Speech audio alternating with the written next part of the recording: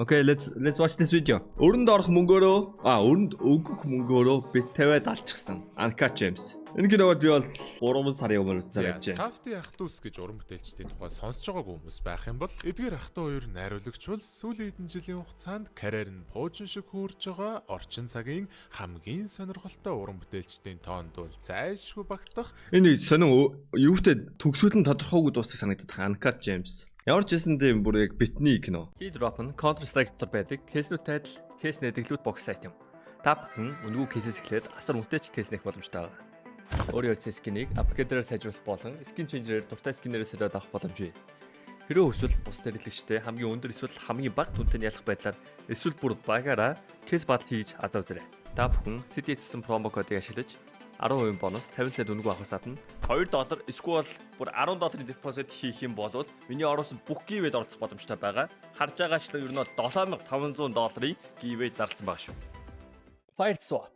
Таны скинүүд нэг л хууч санаж байна. Унагаас эсвэл зүгээр л өөрчлөсөн скинээс бол гаргаа болохгүй л Fire Swap-тай танилцсан. Шилбэрийн скинүүдээ сонгоод авмараа скинүүдээ шууд ав. CDS промо кодыг ашиглаад 35% бонусыг авах боломжтой. Эсвэл олон улсын карт крипто ашиглаад шууд худлаад авчихсан болох юм байл шүү. Карьерийнхаа ихэнх үед Daddy Long Legs болон Heaven Knows What Тэгээ Адам Сэндлерийн тоглолтог. Ямар ч Адам Сэндлер шинэ юм комеди ингээд дүрээрээ ингээд угаасаа нийтмийн кинол тоглолтож үжиж штэ гэж хүн болгон боддог байх үед нь тэрийг эвдсэн кино явж байсан. Амар өндөр дайггүй үнэлгээтэй сайн кино. Дараа кино урлагийг арай илүү гүнзгий төвшөнд үздэг үзэгчдийн анхаарал дүртөө дамжсан байсан ч гэсэн жинхэнэ мейнстрим төвшөнд Холливуудад өөрсдийнхөө авиасыг танилцуулсан кинонууд нь болохоор аль хэзээний cult classic-ууд болоод амжсан 17 оны Good Time болон 19 оны Uncut Gems гэх кинонууд нь. Тэгээ өнөөдрийн үед болохоор 19 оны Uncut Gems-ийг та нарт онцлох гэж байна. Uncut Gems, Good Time хоёрт маш олон ижил төстэй шинжүүд байдгийн дундаас миний онцлмоор байгаа шинж тэмдэг нь болохоор хоёулангийнх нь гол дүрд өмнө нь бүтээжсэн дүрүүдээсээ тис ондоо характерын дүрд өөрсдийгөө бүрэн өөрчилж тоглоод тэрүүгээрээ хамгийн гол нь карьерийнхаа хамгийн гайхалтайгээ тэлжгэж болох хуц маш өндөр зэрэглэлийн перформансуудыг үзүүлж чадсан хоёр жүжигчин байдаг шинж нь. Роберт Паттинсоныг бол манайхаа угаасаа мэдж байгаа Twilight-ийн Эдвардынхаа дүрээр анх танигдаж гарч ирэхдээ зүгээр л нэг ямар ч ави. Гэтэ октод яагаад Эдвардыг крашлаад байдгийг үсний би ерөөсөө ойлгохгүй. Нүүтэн дээр шүү дээ. Тийм үстэй. Ясхүү хиосон царайлаг жүжигчин гэж хүмүүсийн дунд хэлэгдэжсэн ч сүүлийн хэдэн жилийн хугацаанд карьераа огцсон эргүүлэнгүүтээ янз бүрийн сонин содон тархинд Эдвардын нэр нь үлдээ нөгөөх нь нэр нь оржихгүй бах юм. Яг хуцтай төвшний өндөр чадвартай драм жүжигчин гэдгээ батлаад авсан. Ингиж карьераа эргүүлэх үйл явцыг нь эхлүүлж өгсөн анхны арт хаус кинонуудын нэг бол яалтчгүй Good Time. Мөн тэгвэл мөн адил Uncut Gems дээр ч гэсэн Адам Сэндлер буюу өчнөө олон маш чанаргүй зүгээр л нэг тархиа унтраагаад үзэх зориулттай инээдмийн кинонуудаараа хүмүүст танигдаад яг жүжигчин хүний ур чадвар гэдэг талаасаа бол хэнд ч өчөөхөн ч үнэлэгдэж үзээгүй байсан комеди актер хүн эсэргээрээ триллер, драм киноны. Тэгээ Адам Сэндлерийн кинонууд бүр ингээд бүр хон бас кинонуудад хэлсэн шүү дээ яг үнэндээ. Бүр ингээд комеди дундаа бүр яг одоо Монголын тэ хошин шогийн кино шилдэд ирсэн шүү дээ. Бүр ингээд дор кинонууд бүр ингээд маш их ур чадвар шаарддаг гүн гүнзгий бичигдсэн дүрийг бүтээсэн байдаг. Хамгийн гол нь Адам Сэндлер энэ дүрээ үнэхээр л маш гайхалтай бүтээж чадсан. За тийм байна. Тэгээд маш хайртай уран бүтээлчдийнхээ маш хайртай бүтээлийг та нарт танилцуулах гэж байгаа да. Бүр маш баяртай байна. Тэгээд киноныхоо үйл явдал руугаа орцгоё да. Тэгэхээр кино маань 2010 оны намар Этиоп улсын Вело хэмээх уурхай дээрээс эхэлж байгаа. Ажилчид нь маш хүн дээр бэртгэн байдгал нэгэн үйл явдал болсон. Энэхүү уурхайн дотроос хоёр ажилчин нь маш үзэсгэлэнтэй Opel чулуу буюу монголоор бол гэрэлт чимэд чулуу гэж орчуулдаг юм байна. Тийм чулуу олдог. Улмаар энэхүү Opel-ийг байглаас олдсноос нь 2 жилийн дараа буюу 2012 онд өөрийнхөө гарт оруулж байгаа хүн бол манай киноны гол дүр болох Адам Сэндлерийн тоглосон Howard хэмээх Нью-Йоркт амьдардаг еврей гаралтай үнэт эдлэлийн 8-ачин залуу. Howard уг нь бол энэхүү Нью-Йоркийн үнэт эдлэлийн салбартаа нэлээд олон жил ажилласан гэсэн VIP дэлгүүртэй маш олон томоохон үйлчлүүлэгчдтэй хангалттай амжилттай 8-ачин ч гэсэн хувийн амьдралыг нь тогтвортой гэж хэлэх бол бараг л боломжгүй. Ягаад тэгэхээр тэрээр амьдрал дээрх ер нь л юу ч байсан маш донтог давтамтгой бөгөөд эцэс төгсгөлгүй шуналдаа хөтлөгдөн үр тавиад ч хамаагүй NBA-ийн тоглолтууд дээр байнгын бооцоо тавьж идэг гамблинг аддикт нөхөр байгаа. Гаднаас нь харахад маш үзэгсэнтэй сайхан их нэртэй, хөөрхөн хүмүүжлтэй хүүхдүүдтэй, за мөн Америкийн нэгдсэн улсын хамгийн өрсөлдөөн өндөртэй Нью-Йорк хотод өөрийн гэсэн сайхан том гэр оронтой, хувийн дэлгүүртэй, дэлгүүрээр нь бүр NBA-ийн суперод Кевин Гарнет хүртэл үйлчлүүлдэг гэд маш сайхан амьдралтай харагдаж болохч энэ тэндгүү өчнөөн жижиг сажиг өртөөгөөс гадна Ингэж амьдрах хүч юм байна. Надад амар давгүй амьдрал юм биш үү? Хэдий яг бит тавиад олж гин, алдж гин, залж гин их юм шүү. Гэхдээ still he's winning. Эхнэрийнхээ төрсэн ах болох Арно гэж хүнээс $100,000 зээлчгээд одоо хүртэл өгөхгүй тэгээд тэр ахих нь хүсэлсэн хоёр эвгүй нөхөр байнгын л өөрийг нь дарамтлж байгаа. Тэгээ за яах вэ тэр мөнгө төгрөгийн асуудалч дүүрч гэж бодсон ч гэсэн бас дээрээс нь сайн аав, сайн нөхөр ерөөсөө биш хүүхдүүдтэй бараг л ямар ч цаг зарцуулдаггүйгээс гадна Эхнэр нь хүүхдээ цаг зарцуулаад өрөө рүү явуулсан чи өрөөнд нь орчоод утсан дээр боосоо тавьсан тоглолтоо үзээд байж байгаа. Энд их дайраа тэнцсэн донтол байна л та. Маний чин одоо YouTube champion мөнгийг аваад 2400 кейс задлах бол энэ үхэнд байна. Мань орондоо ороод кейс задлтгүй. Тэгээ би яс стримгүй нэг кейс мэд задлаад эхэлсэн юм шүү дээ. Манд ордоод байгаа юм байна. Ажлын газрынхаа худалдагч охин болох Жулиатагаа одоо эхнэрээ араар нь тавьдаг читер байхгүй юу. Ямар ч тач өнөөдөр өнөөх Opel чулуун асар олон сар хүлээгдсэний эцэст хүргэл дээр ирэхээс гадна яг тэр үеэр нь тэдний дэлгүүрт Кевин Гарнет юм үзчихсэн байж идэг. Хавард шууд л хүндтэй зочиндоо шинэхэн тоглоом хуваалцаад гэх юм уу да тэр Opel-о гаргаж үзүүлэхэд анхны харцаар дурлна гэдэг шиг те Кевин Гарнет шууд л би энэнтэй чинь сүнсээрээ холбогдож байна. Би нэг авах хэрэгтэй. Надад хэдээр зарах юм гэж чичрээд эхэлдэг. Даанч мэдээж Хавард Африкийн Этиоп улсаас за бараг л хууль бус аргаар дээгүүр доогуур өчнөө юм болж иж загсны мах дотор энэ төр нуун байж авчруулсан болохоор хувь хүнд зарах төлөвлөгөөгүй байсан нь ойлгомжтой. Анхнаасаа шууд баячуудын дуудлага худалдаанд оруулахаар дуудлага худалдааны газартаагаа тохирцсон юм байна лээ. Тэгсэн ч гэсэн Кевин Гарнет үнэхээр л бүр дурлцгаад байсан болохоор Хавардаас бөө юм болж гуйж хагаад NBA-д аваргалсан аваргын оронд нь өгөнгүүтэй төрхөө хугацаанд сольдог буюу одоо маргааш буцааж өгөхөөр тохиролцоод ганц хоног зээлхээр болж байгаа. Хавард тэр бөгжөөр нь юу их нь угаасаа ойлгомжтой. Монголоор бол ламбард юм да таньдаг нэг ламбард дээр очингуудаа $21,000 сольж аваад тэгснэ тэрийгэ өрөндөө өгөхийн оронд бүгдийг нь шууд өнөө оройн YouTube champions илүү их мөнгө өшч чад. Boston Celtics-ийн тоглолтын дээр буюу ер нь бол Garnett-ийг маш сайн тоглоно гэд бооцоо тавьчихдаг. Бооцоог нь өөрөөрөө дамжуулж тавьж өгдөг хүн нь Kevin Garnett-ийн форм энэ үлрэл муу агааштай малаа.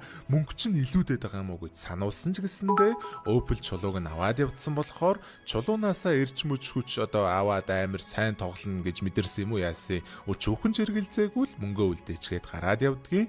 Хамгийн гол нь Howard яг зөв мэдэрсэн байдаг буюу Kevin Garnett бүр 27 оноо 13 самбраас бөмбөг авалтын тэр оройн хийгээд бүр хүн амир үзүүлээд Boston Celtics-ийн өрсөлдөгчөө 176-гаар бут нэргээдэгдэг. Улмаар Howard бөө баяр хөөр болсоор нууц амраг Жулиагийн дэ очиж шүнжин биологи хичээл хийгээд ерөнхийдөө л амьдрал нь гайгүй сайхан болоод байх шиг санагдчихсэн ч маргааш өглөө нь Kevin Garnett чулуугаа авчирж өгдөггүйгээс гадна Kevin Garnett-тай хамт явж исэн найз нь чи юун сүртэй бэ өгшөө энэ төр гэж жоохон шогдох гэдэг. За тэгээ бүр тоогүй дахиад нэг юм гэвэл өнөөх $100,000 өртөө Арно гэж хадам ах нь манай үнийг ингэж өөрт нь мөнгө өгөлгүйгээр тэр мөнгөөрөө бооцоо тавих гэж байгааг нь гадарлчингуудаа дагаж явж байгаад нөгөө бооцоо тавьж өгдөг хүнээс нь мөнгийг нь булаагаад авцсан болж таардаг. Тэгэхээр өчигдрийн бооцоо нь амжилтгүй болсон л гэсэн. Амжилтгүй болсон ч биш бүр тавигдаж ч амжаагүй л гэсэн үг шүү дээ. Яадаг ч л байсан чулуугаа олж авъя гэж бодонгуудаа дахин нэг удаа $21,000 чинь те хэдий одстой байсан бол Garnett-ийн карьер нь уруудж байгаа эдэргээд хүмүүс бодож исэн. Тэгсэн чинь нөөд 27 оноо 13 ребаунд авсан. Easy 4x байсан юм шүү. Maybe 6x юм шүү. Kevin Garnett-ийн найз руу залгаж асуухад яг одоо би авцсан явж байна. Өнөөшн болох weekend-ийн ивент дээр чи ирнэ үсттэй. Тэнд уулзаад чулууг чинь би өгье гэж идэг. Howard яадаг лайвэ гэж бодож исэн ч өнөөх ивент рүү яваад очлоо. Тэгсэн чинь заяа. Нөгөөх нь надад байхгүй штэ. Кевин Гарнетд байгаа гэж хуцуул яах вэ? Тэгээ чулуу чамд байхгүй юм бол яах гэж энд ирсэн гэсэн чинь Weekend-ийн тоглолтыг үзэх гээл ирлээ штэ гэж. Амар цамцгүй. Аваа зодтолтын ирмэг дээр салсныхан дараахан өнөөх дэлгүүрийнх нь энэ ямар лаадаг цамцгүй. Бүр гэрэлтэй даамж дотроосоо. Аавар дуурандаа барилцаж аваа зодтолтын ирмэг дээр салсныхан дараахан өнөөх дэлгүүрийнх нь ажилтан нууц амраг Жулиан 0-д Weekend-тэй хоёулахнаа орцсон. Weekend бүр үнсчих гээл оролдчих гээл бүр айгүй эвгүй байдалтай байжээ тий. Уг нь бол Жулиа Weekend-тэй ямар нэгэн биологийн төрлийн юм хийх санаагүй зүгээр л жоохон явуулж агаад Хавардын дэлгүүрийг санал болгоод Хавардад Weekend-ийг үйлчлүүлэгч болгож авчирж өгөх гэжсэн гэх юм уу та. Тэгээ тэгж л дараа нь өөрөө ярьдэн штэ. Тийм санаатай байсан юм шиг байлээ. Даанч тэгээд Хавард бол тэгж ойлгохгүй штэ. Шууд бүр амар уурлаад хардаад төмний өмнө шившгээ тарьдаг буюу гадаа ноочрлж исэн өчнөө хүмүүсийн урд хүн амар хэрэлдээд боли сали дуусаа гэж сүр бадруулаад орилоод яваад өгдөг. Хавард шиг ингэж амьдралдаа хариуцлагагүй хандахыг хүсэхгүй байгаа. Ирээдүйхээ төлөө хичээж байгаа. Энэ жил 12 төгсөх хүүхдүүд нэг гоё мэдээ надад байна. Мандал санхүүгийн нэгдэл санхүү эдийн засгийн их сургууль хоёр хамтран ажлын байр болон тэтгэлэгтэй элсэлтийг зарласан байгаа.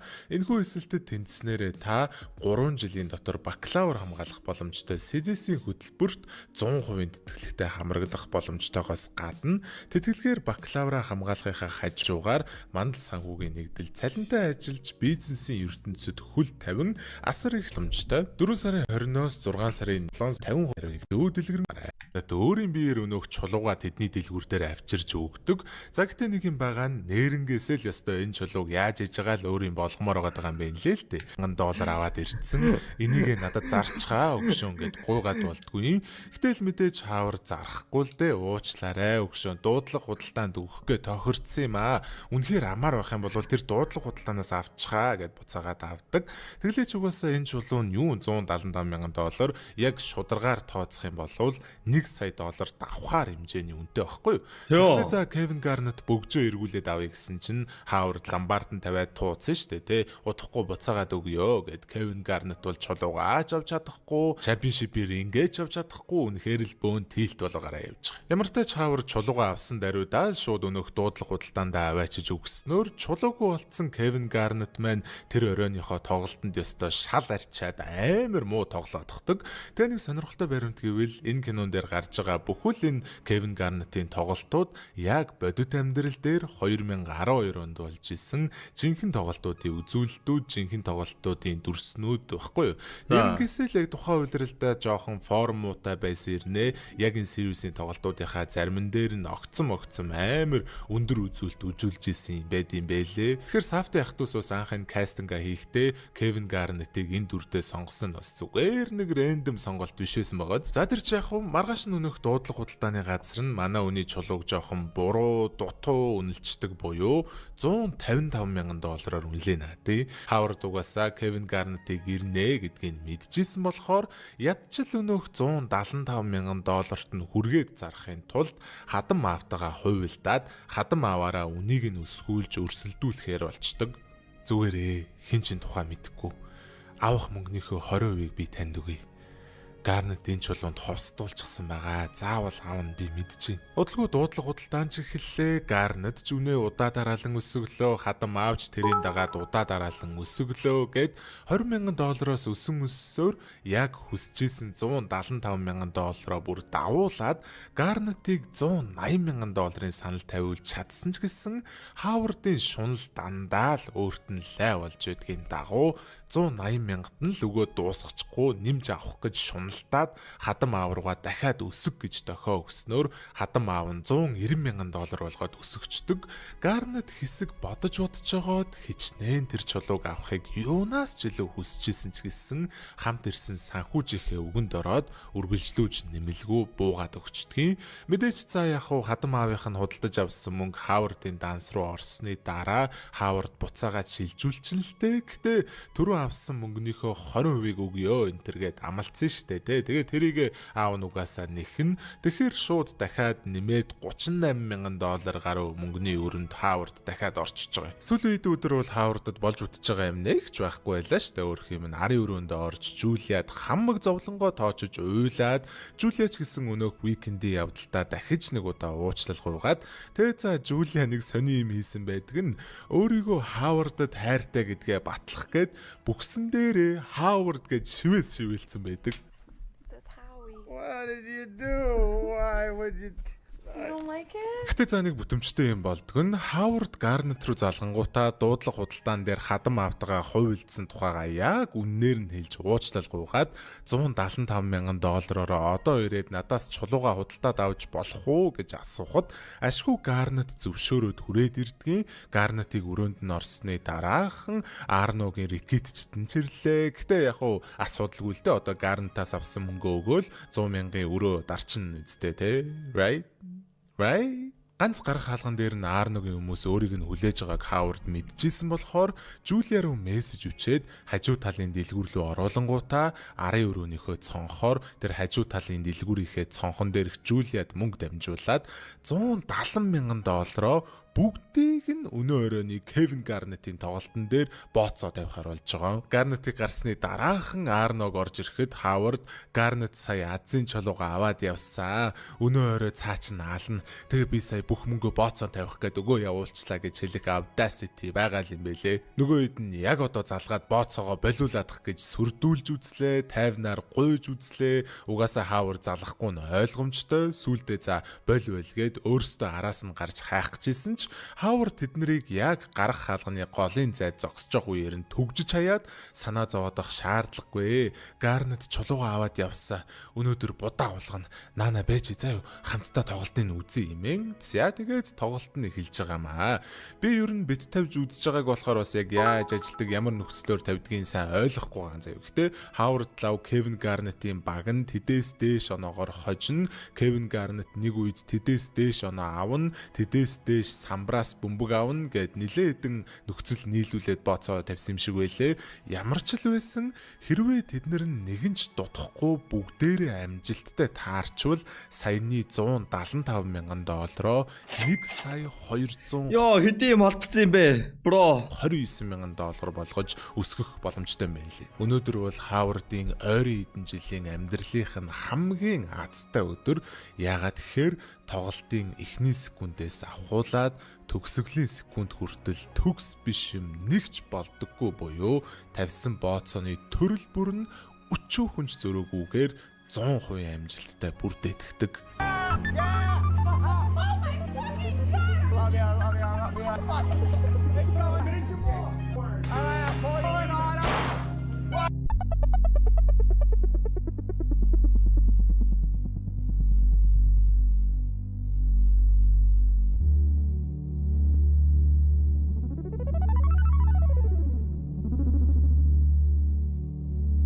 So who won? She won. Kevin Garnett won. And he lost.